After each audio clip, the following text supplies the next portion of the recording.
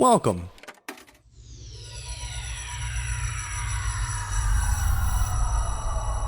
to Arcade Audio. And germs, welcome to Dilettante Ball. I'm Johnny. I'm Spencer. Here on Dilettante Ball, we go on Wikipedia. No, we don't. Oh my god. You were zoning, dude. We go on FridayNightLights.fandom.com. We click random article. And we talk about it. I got good news for you, Johnny. I got two pieces of good news. One is we're halfway through this year. You can go back to your normal phrase soon enough. The second piece of good news I have is we have a 5-star iTunes review. And I think that's very nice. That is nice. It is nice. It's from our friend Sven Mango. Okay. And that's got to be an alias. I think that's the real name. Just them at the airport, like, paging passenger Mango. I don't know. I just think it'd be funny to hear that. That's awesome. I think it's funny to have, like, you and I have talked about this, like, made up names, like normal first name, noun, last name. Mm. The go-to example I have is from a parody wrestling show called Southpaw Regional Wrestling. There's a newscaster named Lance Catamaran. I think that's really funny. Played by John Cena. Or it's that feels like a sportscaster or like a weatherman thing. Yeah. I don't know. I don't want to come up with I'm not going to try to come up with more examples because Lance Catamaran is as funny as it gets. Yeah. So here's what Sven Mango says. This is the title of their review. The title says, "I can now very quickly spell dilettante," and the body of their review says, "This is the best 100 Deeds for Eddie McDowd podcast I've ever heard."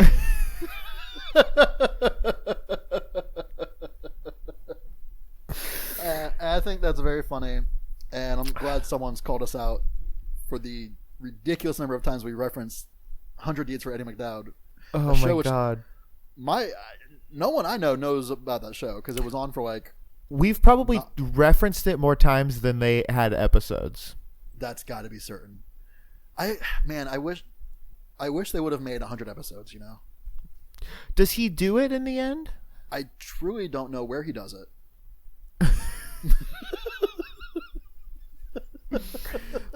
I don't know, man. I hope they do. I seem to recall the episode. It would be, maybe I'm mistaken, but like the episode would be like Deed 27, you know, and then the next episode would be like, you know, Deed 48 or so. I think they kind of jumped around. Oh, so maybe? Yeah, I don't know. Maybe I'm mistaken. So, you know what? I really want to look up now. You can't. Dad. I know we can't. It sucks. I want to know so bad if he ever turned back into it. Was he a thief? In my head he was a boy, but that seems cruel. Right. If he was a boy, then what was he doing? Did he like yell at a dog? And then, you know what I mean? Like, what was the impetus? Yeah, I don't know. Maybe there was none. Maybe it's like the Metamorphosis, the Kafka book, where it's just like Gregor woke up and Gregor woke up and he had to do 100 good deeds to bring a bug.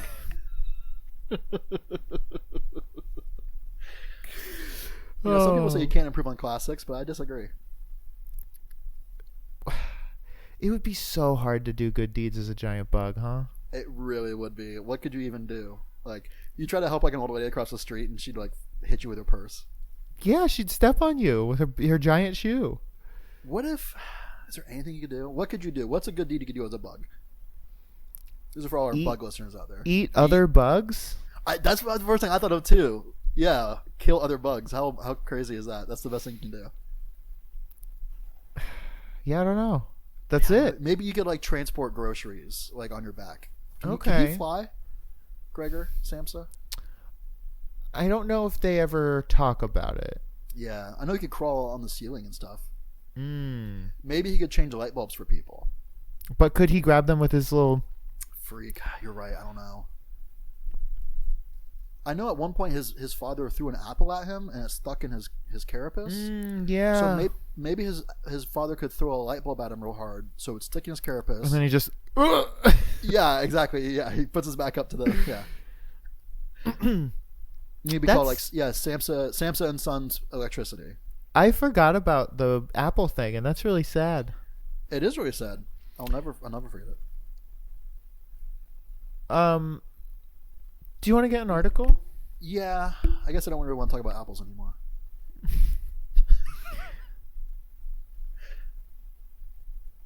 Okay. Don't Go. Okay. Don't Go is Okay. the 10th episode of season 5 and the 73rd overall episode of Friday Night Lights. It aired on January 19th, 2011. 2011. That feels pretty late.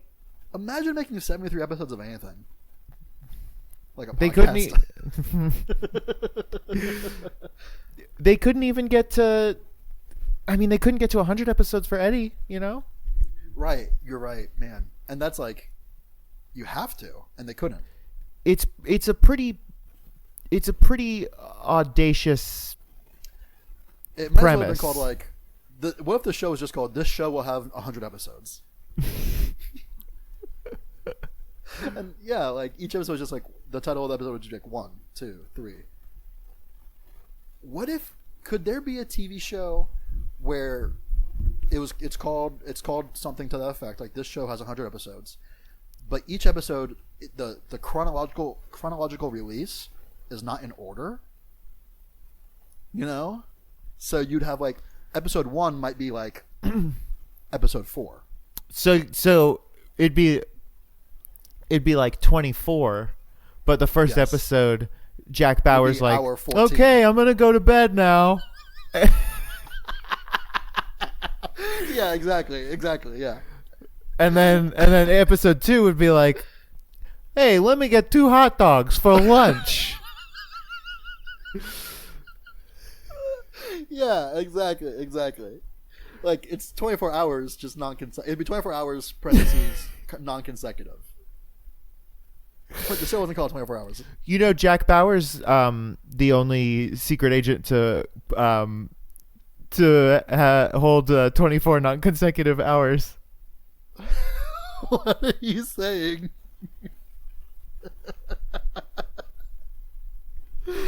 You know, sometimes you just got to throw joke spaghetti at the joke wall and see what joke sticks. Yeah. I feel you on that one. Sometimes you just got to throw a joke apple at the joke giant bug that's your son. My dad had the box sets of 24. Hmm. So I guess you could kind of do it like, what if there was a show where the whole show happened in reverse? You know, like not like, let's say it was 24. The first episode would be the last episode. You know what I mean? So Seinfeld did an episode like that. I thought so. Okay. It's very fun. Basically it starts at the end and then it's just like 1 hour earlier and it keeps like doing that. Yeah, something like that. I think as one episode of a TV show, it's like a fun little Yeah. challenge for you. Yeah. But as a whole TV show, that would be so hard. I think you could do it like, because I mean, Lost might as well have been that, you know. So like, I don't think it's that far off from just being Lost. Mm. Because it'd be like, all right, here's this mystery, and then you'd figure out the answer to the mystery, but then that answer would give you another mystery, you know, like. So I think as long as it had, as long as you kept setting up dominoes for yourself for the next, you know, reveal or whatever, I think you could do it. But reverse dominoes. Reverse dominoes, yeah, Omnidoms. Omnidoms. Yep, Omnibombs. Omnimods. Mm-hmm. I don't know. I was gonna try to make a 50 Shades of Grey joke about what an Omnidom was, but I don't really want to do that. Okay. Thanks, man. Dana has a book. Okay. It's called Grey. Do you know what it is? No. I haven't delved into it yet, but the cover tells me that it is 50 Shades of Grey from the point of view of Dorian Gray, or whatever the fuck his name was. Jack Dorsey. What was his name? Christian Grey? Christian Grey. The father. Yeah, it's from his perspective. It's the same book or whatever, but from his deal. Is it written by the... Yeah, it's written by E.L. Fudge or whatever her name was. Eel flesh. That's so interesting because Stephanie Myers is releasing a Twilight book from Edward's perspective. Really? Yeah. That's interesting. That'd be fun because at one point he just disappears. So it'd be like, where'd he go? You know? And we That can find is out fun. Yeah. Maybe he just like. What do you think? He did? Like camping, maybe? He learned to jet ski probably. He just was on a 6-week intensive jet ski class. Do you have to learn how to jet ski? It's probably pretty easy, huh? No, you have to learn. I mean, there's like jumps and shit you have to learn. You can't fall off. You know, like a motorcycle, you have to ski? balance, but a jet ski, you don't. There's less balancing for sure. You could you? I don't know. Can you? If you were taking a real tight turn, I bet you could fall. If you're like horse playing. Well, yeah, you don't want to put a horse on a jet ski. That's a recipe for No. trouble. That is a recipe for trouble. What is there any animal that could go on a jet ski that like a dog? I bet no. It wouldn't A dog? Imagine a chimpanzee driving a fucking jet ski around. Little How about- chimpanzee life jacket on. How about this? An iguana. Does the iguana have little sunglasses? I'm Yeah, definitely of picturing course. that. Okay. Fuck. Little sunglasses and also like swim trunks. Oh, that sounds awesome. I love that. Is he driving it or is it's the jet ski's going? We don't know what's happening, but the jet ski is certainly going and the iguana is certainly on it. Yeah. Okay. And he's wearing a life vest too, I think. That's good. Oh, no, he doesn't. I don't think they need them. I think iguanas are aquatic, right? I mean, I can maybe swim, but not. I would still wear one if I'm on a jet ski because I'm safe. That's I'm true. responsible. The more you know. This is a very special episode of Dilettante Ball where we learn about water safety. I've been watching some House Hunters recently, just because it's a show on Hulu and it's easy to just have on. And International or domestic? domestic for now. Okay. I don't want to get too crazy yet. And I would say every 4 episodes, there's a family or a family to be that'll be like, and we don't want a pool because we're worried for our kids or whatever. And I had the thought, like, you would never see a couple on that show who's from Florida who would ever say we No. don't want a pool. That's like you know what the fix is? You teach your kids how to swim. Like, no, I don't want to. I want this house, no fireplace, no oven, no microwave, no, like, I don't want to be able to clean it, no stairs, No only furniture. carpet. Right. Like, what do you want? No bathtub. Just like, let's be realistic here, people. Can I let you in on something that I learned about House Uh-huh. Hunters? Tell me. A good portion of the time, I don't know if it's all the time, but a lot of the time, it's filmed after they have already moved in, Really? and it's all fake. So the one house is the one that they chose, and then the other 2 are just like other houses, and that is why at least one of the houses that they visit is often furnished. Right. And you will often see that furniture still there. Whoa, weird. Yeah.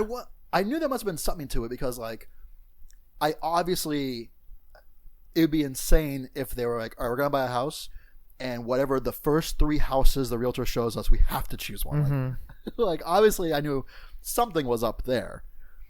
Wow, that's so interesting. Yeah. I wonder if you go in and watch the show, if they are overwhelmingly positive about the house they end up choosing and disproportionately negative about the ones because they're like, I don't care, I don't fucking live here. What if they're like, oh no, I really like this one.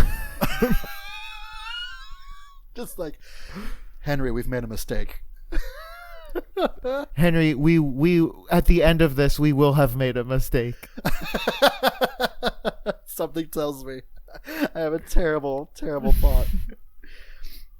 And it's weird how, like, the show will just have wildly different, like, price ranges. So, like, one episode it'll be like, okay, cool. Yeah, I'm a doctor. My wife's a attorney, and our budget's whatever. And we're trying to find a house in Atlanta, and it's $550,000 is our budget. I'd be cool, sweet. And the next one would be like, hey, me and my wife are unemployed or whatever. It wouldn't be that. And like our budget's 175, and then the next episode would be like, hey, we're fucking rich, and our budget's $1.5 million. Yeah.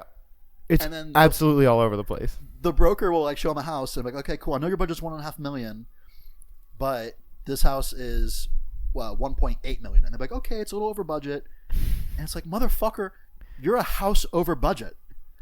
Like, that's one full house. It's an Uncle Jesse. It's a Joey. It's a Danny Tanner. Exactly. Over budget. Cut it out. I don't know what you're thinking. And sometimes they'll just come in and just like they'll have weird.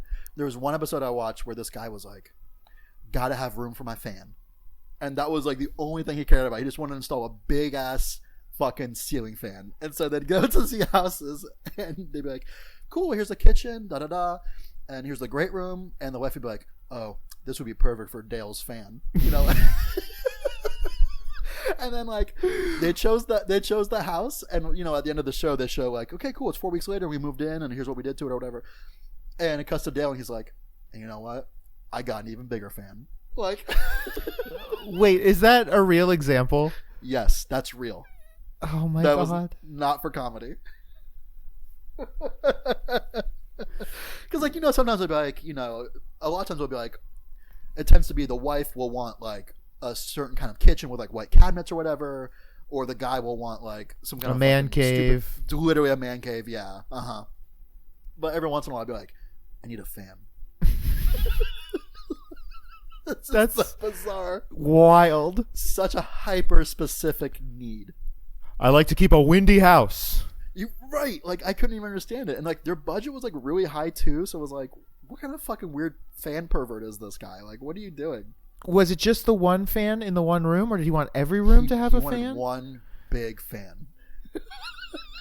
Yeah, dude. And there was like there was one couple where fuck, what was it? What did they say? What was it? There was something weird where like they thought, oh, this is what it was. A living room was a waste of space, so they wanted a house that didn't have like a living room. It was such a specific need. Where will they? I don't know. It's just wild. Like every other episode, it would be like, "What is this couple?" Like there was one couple that was like had a huge budget, trying to find a house in California, like some Mediterranean style ass house, and they every single thing was like everything that every other episode were B pluses were negatives for them. They like walk in and be like, "I don't like these hardwood floors." Oh yeah, like there's fireplaces everywhere. Like it's just like it was everything that was awesome they hated. It was wild, man. But it was like, well, different strokes for different folks. I guess. You like what you like. I can't get over the fan thing. It.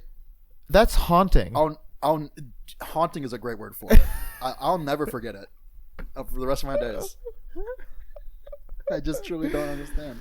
Oh But then God. everyone's like, but the last episode I just watched, it was cool. It was just the husband was he was like the director of an architecture firm, Okay. and so he would like walk through the house and be like, "Oh, cool, yeah, okay, great." So we'd like tear down this wall, and then we combine like he like knew his shit, and it was just really cool to see like a guy who was rich without being a dickhead. You know what I mean? Because a lot of times it'll be like some asshole, like a lawyer or like some fucking just I don't know, someone who's rich who's also an asshole. And he was just like, "Oh, cool, this is great. Like, look at this, original molding or whatever." Like, just knew That's his shit. fun. Oh, I could It was really really get. cool. I could get my hands dirty in here. Really get in there. For real, exactly. And like every time you saw him, no matter where he was or what day it was, he always had like a pencil behind his ear, like a drafting pencil. It was cool, man. And he was like sketching shit out like on napkins, like at the like wherever the fuck. It was cool. That's great. I like him. Yeah. Just every once in a while you get a good couple, but then every once in a while I'd be like, I hope this couple fucking dies in a fire. I hope his head gets cut off by his fan. Yeah, exactly. I hope he installs it too low, doesn't know what he's doing. Have you watched House Hunters International? Yeah. What's the difference? Well, It's in Canada. it's usually in Europe. And a lot of times they're not buying, they're renting, because it's like, Weird. like I just my job just transferred me to Amsterdam, or like I'm going to school in London or whatever. Okay. So Would a they be lot of Americans times, still. yeah, Oh, okay. I see. not always, but most of the time it's like Americans. Okay. I was thinking, Iron Chef? Mm-hmm. That's a Japanese show. That's why ours is called Iron Chef America. Yeah, So there's no Iron Chef Japan. It's just is Iron Chef. sure. Nice, dudes. You know what I mean? Like, because normally it's like America's come up with this shit, and then it'd always be like America's Got Talent, Korea, or whatever. Sure. It's a bad example, but you know what I'm saying. Yeah, They like, no, Japan got the fucking jump on us on that one. Iron Chef Prime. Iron Chef Prime. Oh man, it'd be sick. Maybe they've already done this. Each Iron Chef program has, yes, you know where I'm going with this, has an internal competition to figure out the best of their Iron Chefs, and then they all go have like a FIFA tournament basically of Iron Chefs. Fuck. That'd be pretty And sick. yeah, and like it could be like regional or whatever. So it'd be like Iron Chef America, Canada, Mexico, whatever the fuck, like. And then we find the North American Iron Chef. Exactly. That's That's good. cool. They must have already done that, right? 'Cause that's a cool idea. There's no way they haven't. Although, how many other places have Iron Chef? A fair amount. I know a fair amount. I don't know. Because that's also on Hulu, and they did do something recently where like one of the Iron Chefs from like France or whatever came over and competed against like Morimoto or something. And I was like, okay, That's fun. yeah, it was pretty slick, man. Are there other shows that are like that? Like, are there multiple Survivors, or is it just Survivor America? There's gotta be. I mean, The Office. Like every country has their own office. Yeah. Why? Yeah, I guess everyone has an office, huh? That's Yeah. why they have. That's why I they have think the show. I think Canada might have a Canada one, and then also a like French Canadian one. one? Yeah. Man, do you think one's better? Yeah, I think if you only speak French, the French one's probably better. If you only speak English, the English one's probably better. You know, I think you're onto something with that one. Or you know what the weirdest one would be? The Vatican. Oh wow. What about just like the Office Texas? Just like super regional. Right. Yeah, like Alameda County. Like, Okay, so you know how when they made Cloverfield, yes. he was like, okay, I want to make this movie again, but just from someone else's perspective. Sure. What if they did a bunch of regional The Offices? This is your Iron Chef thing, but The Office. I'm okay with that. But they're all like part of the same company. So like on The Office, there were different branches. But Yes. what if there was like an extended universe? So it'd be like The Office Scranton, and then The Office Paris, Texas, or whatever the fuck. I don't know what else is in the network. Did they have like a rival paper company? I mean, they had another other branch? branches. Okay. Yeah. They kind of did that for a second when what's the main character's name? Peter Griffin. Yeah. When Peter Griffin Peter goes Griffin, and he meets Quagmire. he meets Quagmire over at the Quahog branch. Yeah. What if they did that? What if they did a Family Guy crossover with The Office? That's the future of fucking entertainment, dude. That kind of shit. Just like it's The Simpsons meets The Jetsons. Like, Didn't the Simpsons did meet Family Guy? they have to have, right? Mm-hmm. That's perfect because they're both on the same network and everything. What about, was there ever a crossover with like the X-Files and like Law and Order? I think literally yes. I think who's that fucking dude? Oh, Detective Munch or whatever. He's been in like everything. I think he was in the X-Files for real. What would be like the craziest two TV shows to cross over. The implications for both shows. You know what though? No, I know it. We both know it. We've talked about it. Boy Meets World and Sabrina the Teenage Witch, which did happen, and it is crazy. And so that means magic is canon in the Boy Meets World universe. And they refuse to explore it because they're cowards. What if Girl Meets World, she's classmates with Sabrina? New Sabrina? New Sabrina. The new Sabrina. Well, what would that mean for both Sabrinas? That leads to some interesting questions, right? Because is this the same Sabrina? Are these different Sabrinas? I don't know. One of them has a cat. They both have a cat. Fuck, you're right. Well, that's a weird coincidence. What about what if Seinfeld went to the Cheers bar? Wouldn't that be fun? Oh, wow. Because then kind of New York and Boston both exist. Is Cheers in Boston? Where the fuck is Cheers? Yeah, and technically Boston is not canon in the Seinfeld universe. Exactly. We never see it, so who knows? It'd be nice to know for sure Boston is real in Seinfeld.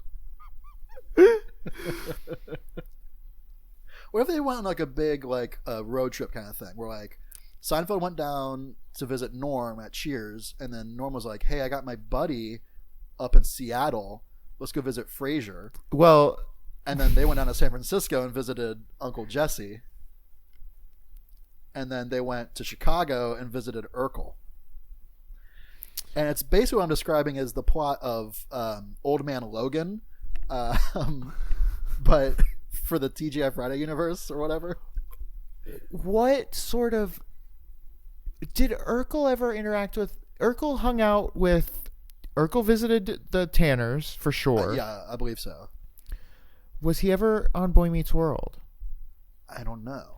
That means that weird science experiments that transform people into hot people, right, is canon in Full House. You're right. Maybe that's how we got Uncle Jesse. Or what? That's not. He's not Uncle. I guess he's just Jesse. He's Uncle. Is Joey. Uncle Joey is not it's an Joey. uncle. Okay. How the fuck is Uncle Jesse related to? Is he the brother of the dead wife? Yep. That's exactly it. That's so weird. Why is he living with to help out? That's nice, I guess. Yeah. It gets weirder when he gets married and his family lives in the attic. That's less normal. Well, hey, I guess that's what you call a full house. Smell you later, everybody.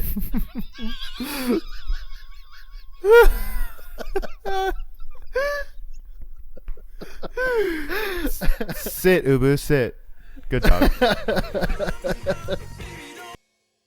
Yeah. Do you remember the first time you heard the word dookie? Ooh. No. I do. I specifically remember it. Wow. I don't know. Huh. It would have been, I think, second grade. And it was this kid, Ricardo, said it. What, do you remember what he said specifically? I think he said something like, "Oh, this smells like dookie." It's a good word. I don't know why. I can't remember so many real things I should remember anymore. But I remember Ricardo saying the word dookie in the second grade.